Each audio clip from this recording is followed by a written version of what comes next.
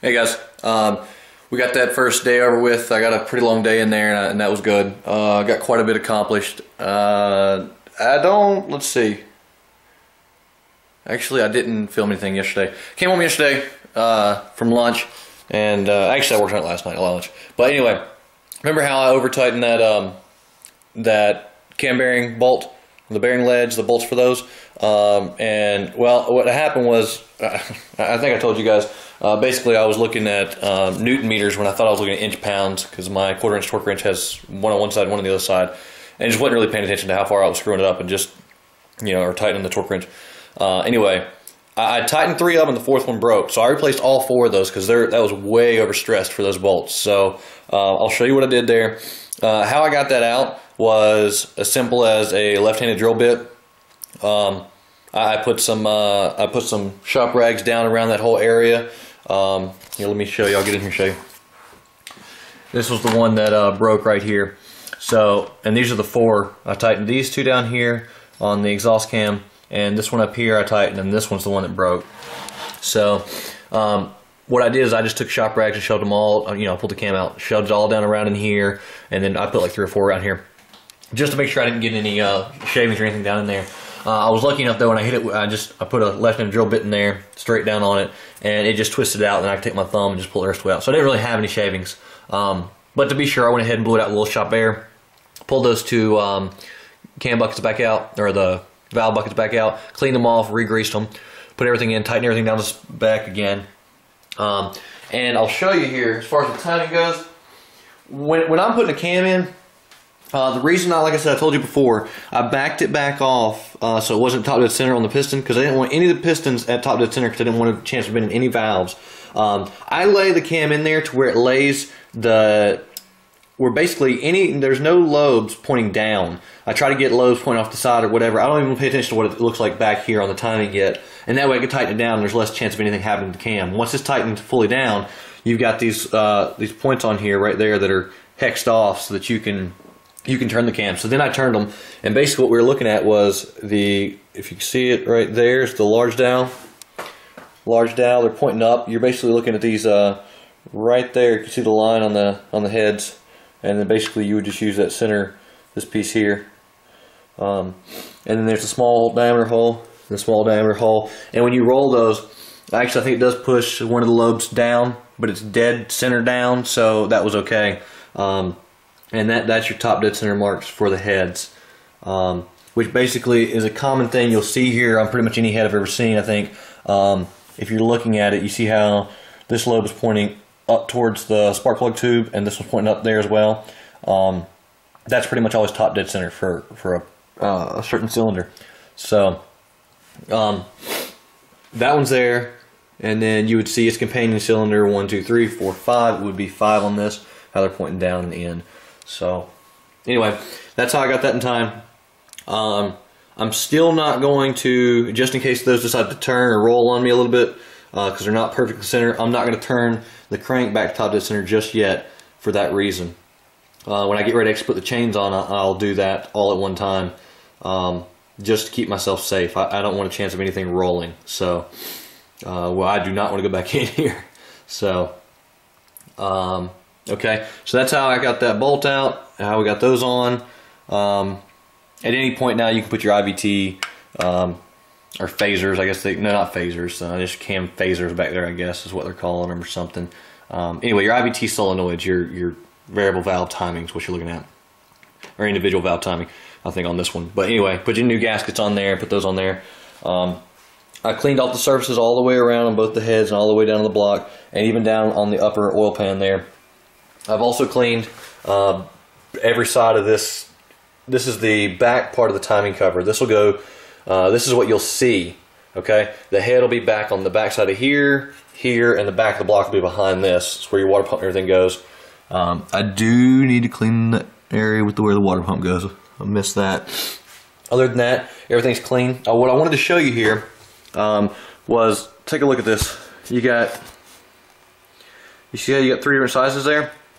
Okay, well, there's only 2 of the, this is looks like an M8 bolt. It's got a 12mm head there, I think. Anyway, there's two of those. That's the ones that come up from the bottom under the, you got to take off the lower oil pan. It goes up through the upper oil pan and through here, okay? So we're not going to worry about those right now. But, so this is what's left. You've got 8 of these guys and, how many are there? There's 26 total, so that'd be 18. Yeah, that's right, 8 and 18. Now, these are a little longer. They have a special place for those. And I wasn't exactly sure where they were until I started looking. Oh, by the way, these are all covered in RTV. So I just took and hit them on the wire wheel. Be careful, use some safety glasses or something. Be careful not to nick your fingers or whatever. Clean off all the threads and stuff. Got all this stuff off. What you'll have here is, if you look at this, I don't know how you can see it. Basically, what I'm looking for is any kind of a raised surface that looks like it needs a longer bolt than any of the rest of them. And I found 8 of them that go in a certain in a certain area. So 1, 2, 3, 4, 5, 6, 7, and 8. Is that right? 1, 2, 3, 4, 5, 6, 7, 8. Yeah. All of these are raised up a little more. You can see the little passages back here and stuff. And around the water pump. All that is raised up. So that's where these will be going. These 8 will go in here. And all of the rest will go. You got, 1, 2 down here, 3 down here. Then you come up and you got your 1, 2, 3, 4, 5, 6, 7 around there. 1, 2, 3, 4, 5, 6, 7, 8 around this one. Let's see. 8, 7, let's see, 16, 17, 18. Yeah, there's the other 2. So that's right. So 8 on this one, which is the left head cam, or head, right hand cam, head, excuse me. And you got 2 more down here. 3 more, I'm sorry. 3 more. Wait, does that add up?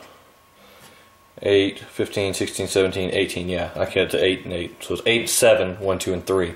So just give you an idea where those go if you are not paying attention to those, because I wasn't and now I see it. But doing timing covers and stuff like that long enough, I've seen, there's a lot of different size, length bolts. Once you get it out, before you go back together with stuff like that, I always like to drop them in, kind of look at them from both sides, see where they're all supposed to go, and then I'll lay them out in a pattern. If it's easier for you, lay them out as you go. Nothing wrong with that either. It works pretty well. So anyway, here's the last paper I've got printed off right now.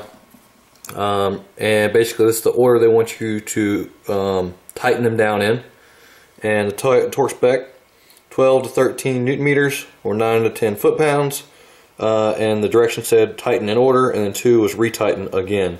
So with things like this, a lot of times when you tighten the first one, it hits a torque spec, but when you're doing this many bolts, and you got 26 here, with 26 bolts, by the time you get to the last ones, the first ones are loose again because you're evenly tightened down the surface all the way around. So that's why I want you to go back and do that.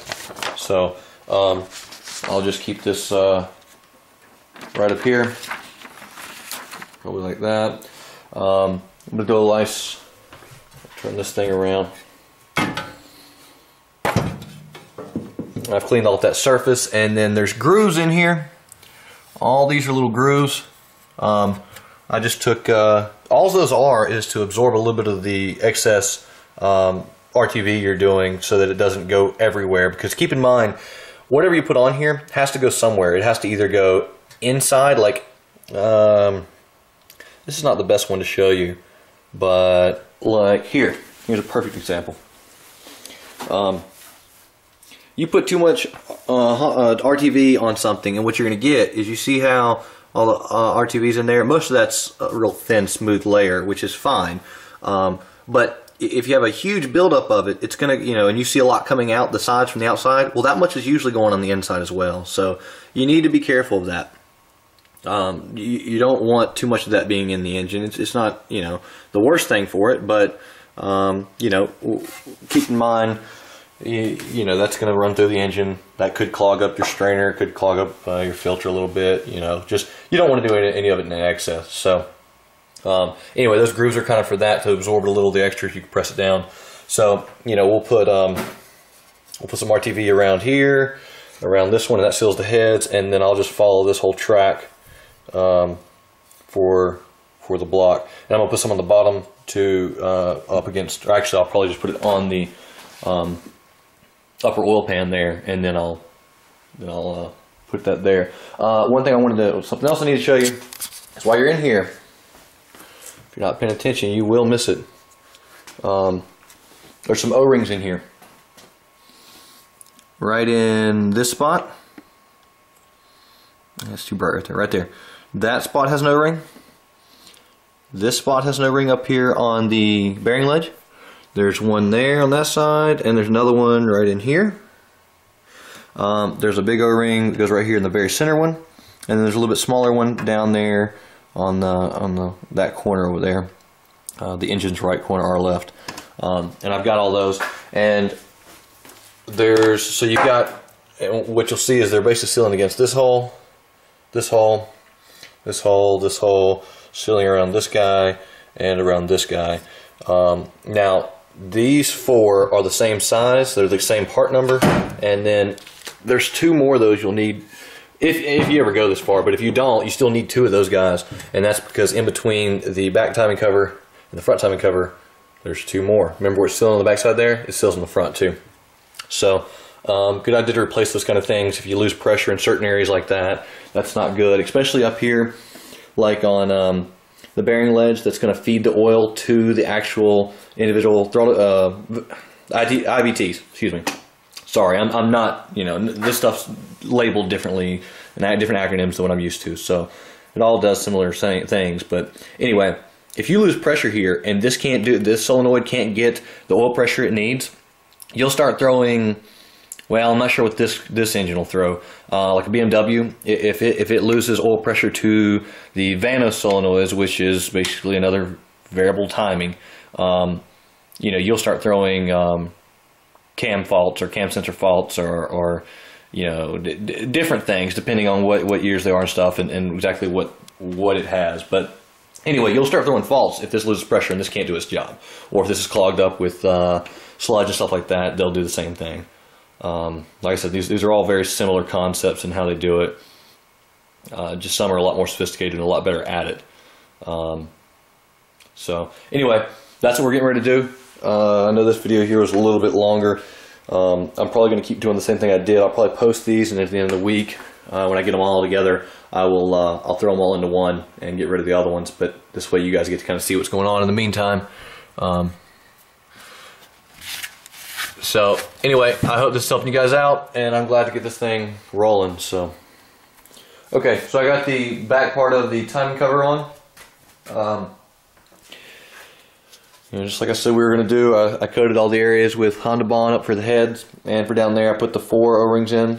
The one that goes, let's see, back behind that one, back down there, over there. And what these two here are doing, as you can see, there's a galley here with a cover, and that's basically sealing this off so it gets into here, goes across, you know, oil port for both heads, and then down through here, which looks like, I'm not sure exactly how this works, but you know, it looks like it runs through here and it has some more ports. I'm not, you know, 100% sure how this works, but and the other ones are basically through to cross over the tubes for here so they can come out the front.